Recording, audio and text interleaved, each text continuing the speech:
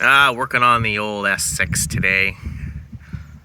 Coming up with a game plan of what has to happen on this thing. Ever since I've bought the car, or ever since I've had the car, the blower motors had that awful squeak to it, which is really irritating when you're trying to use the air conditioning. And you know that's warm now, it's air conditioning's sort of requirement. Not necessary, but it's nice. In addition to that, I've noticed that the vent positions sometimes work and sometimes don't. So you'll go and you'll start changing the vent positions and you'll hear the motors in there moving stuff around.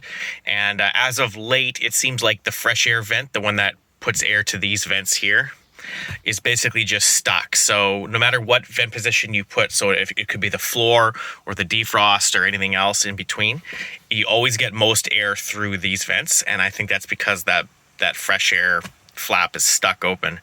So that kind of sucks. And it's not the other flaps, it's the other flaps you can hear moving around for the defrost and the floor vents. So that's another issue. So that's another HVAC related issue. You got the squeaky fan, you got the vent position's kind of cattywampus. And then the next thing that's happening is I noticed that when the air conditioning is on and it's on recirc, as soon as you accelerate and put load on the engine and the turbo starts coming up, you can actually hear the recirculation door open itself. So it's like there's a vacuum issue in the HVAC. So when you basically are loading the engine and the turbo's coming on, it's pushing the vents, or it's pushing the recirc door open, which is never really a good situation. So it's looking more and more like the HVAC is going to have to completely come out of this car, including the evaporator box. I'll explain that in a second. So the heater or the blower motor, the squeaky blower motor is right there. And obviously that has to come up through here. And in order for that to come out, I think the dash has to either get pulled away or some stuff has to I'll have to look into that and figure that out. So yeah, that's gonna have to come out. And then in addition to that, the flaps that I was talking about kind of in the defrost area, they're kind of in behind this box. And so you can't really access those either. So it's looking like that part's gonna have to come out.